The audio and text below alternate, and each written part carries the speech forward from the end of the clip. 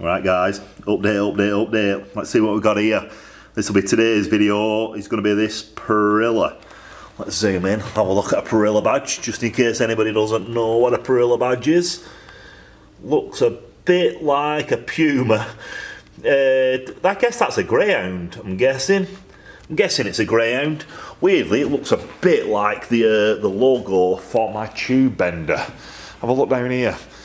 This is the tube bender. This is Industrial Bravato Pedrazzolia, something like that. It's got the same logo on it, a jumping dog.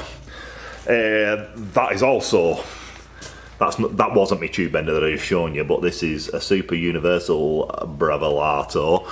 And on here, nearly fell over then. Same thing, IBP, jumping dog. Weirdly, that's from Italy, and so is the Parilla. Let's go and have another look at it. So yeah, that's the logo again. IBP, jumping dog. Let's go and have a look at Parilla. Weird, really weird. It's just the same jumping dog but backwards. Anyway, that's not a motorbike, but yeah, just a little interesting thing that I noticed. So this, as you can see on that little logo there, it's a 175 Parilla, and I think it's a bit of a rare beast. This is not the actual bike. So what it is, it's come from a customer. He's based in Manchester. If you're into Parillas, still look hot and sweaty, don't I? If you're into Parillas, you'll know him. He's the main guy for Parilla. He's based in England.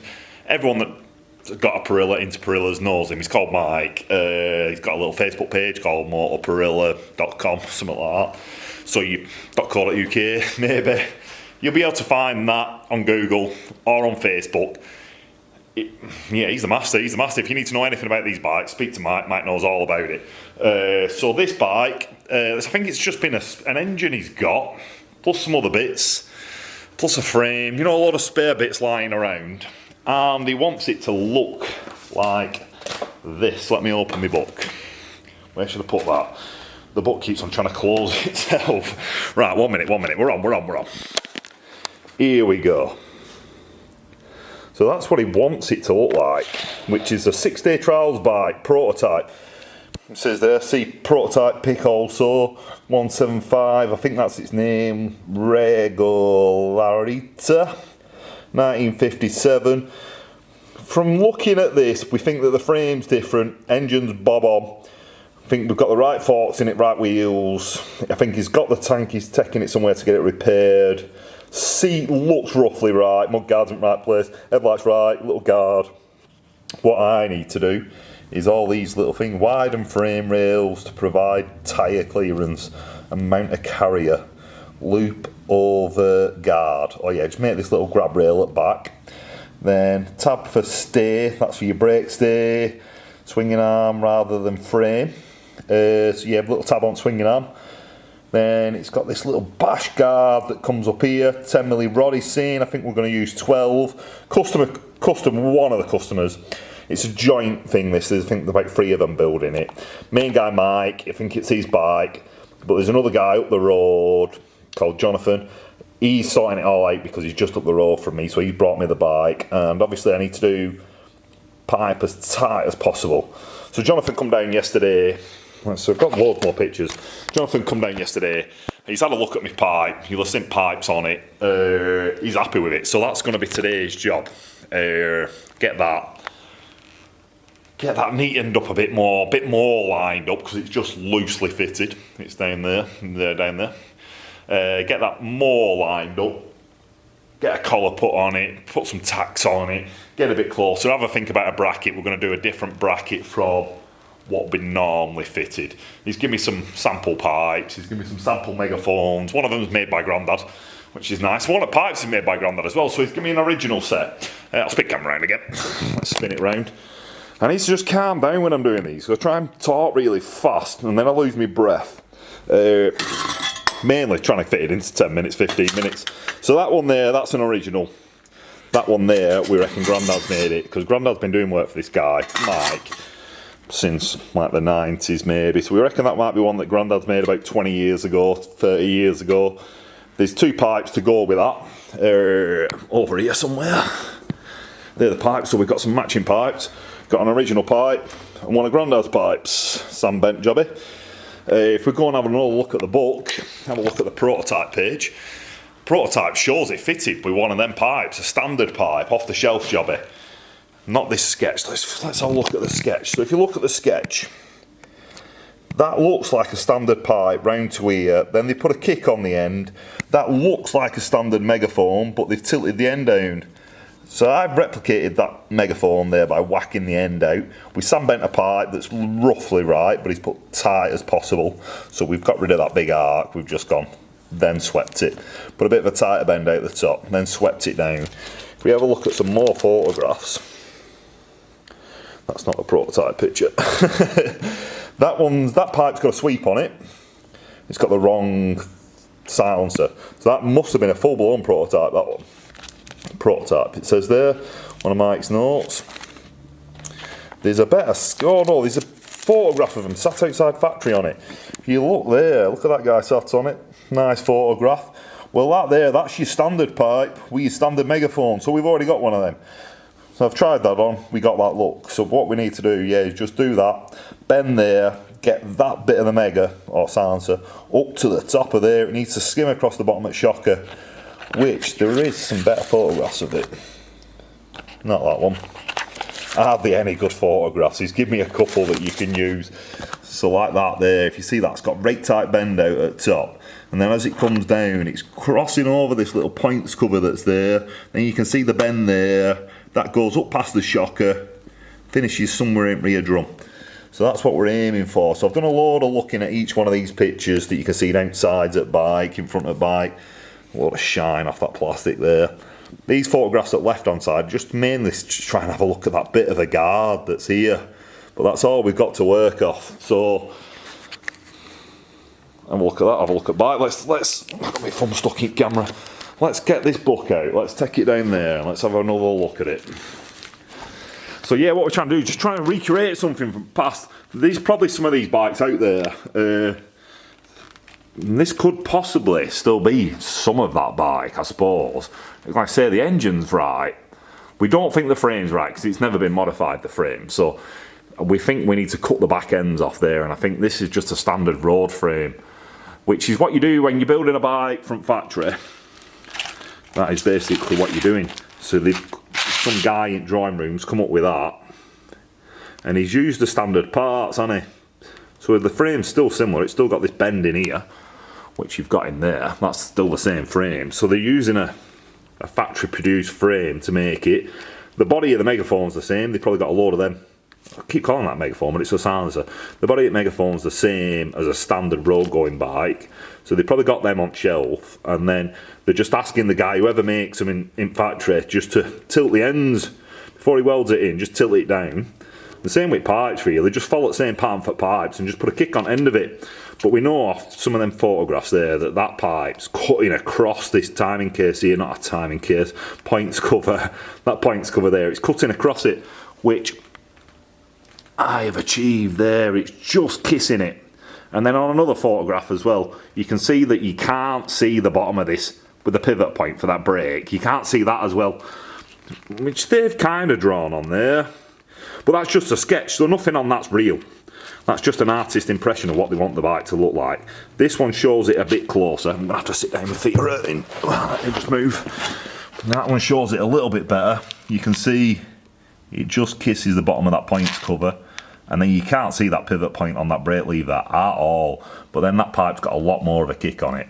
So that one's wrong as well. Can't use that one. This picture's not too bad, but it's very, very small. You're not getting much detail off that. You basically, all you can see is that it's got the same angle on the silencer. Got this little turn down end pipe. If that picture was spun like that, you'd get a side on view, but because we're looking at it this way on, it's really hard to judge how far this comes back. I think it comes back further than it looks because we're looking at it backwards. I think mine, what I've done there is roughly about right. On some other sketches you can see, I think that end of the silencer there ends in the middle of the drum and it goes as high up as the drum, and then that should be horizontal with floor. So I think we've got that all spot on. I think front bend there is a little bit too tight, but he has put on his notes, make it as tight as possible. So that's probably spot on as well. There is one photograph on here. Let's have a look again. It's not that one. That was the best one. I like that one, but it's completely wrong. It shows a bit. I'll tell you what that one's good for. It's not got a race number on, so you can actually see there. They've probably cut the frame there to put that boss in, and then that's another boss there, because these are two uprights, aren't they? To put your bag rack on. Well, he's given me a bag rack, but it's got a bracket down at the front and a bracket down at the back. So I'm going to just cut all them off, and we're going to remake some. I'm going to have to fold up some bits of sheet steel to remake these brackets. But yeah, we're going to do that last, mainly because Jonathan's going to go and speak to Mike, see how precious this frame is, and see if we can do a cut here. See if we can chop the backs of them out. Because he has said on his notes, warm it up and bend them out. Because at the moment they're kicking. So they're narrowing up like that, you see. They're really wide there where shockers are. And then they're narrowing into like the width of the tyre really. So he wants them opening out so that they're the same width as what they are back here. But what I think they've done at the factory there, I think they just chopped it off, welded on a boss there, welded on a boss there, and then just run a new frame loop on back. I think that's what they've done. Other things we got to know is he's mentioned the bash guard, and there isn't a bash guard on this. There's no bottom in the frame. On some of the pictures you can kind of see possibly a little bit of frame there. So we need to speak to Mike, see if there is a bottom of a frame on any of the frames. If there's not, we might have a go at fabricating one for bottom. But yeah, that's going to be one of the very last jobs. That's job before it. For now, just make the pipe, because that's what I do. We can do that easy peasy. There, that's the good photograph. This one here, yeah.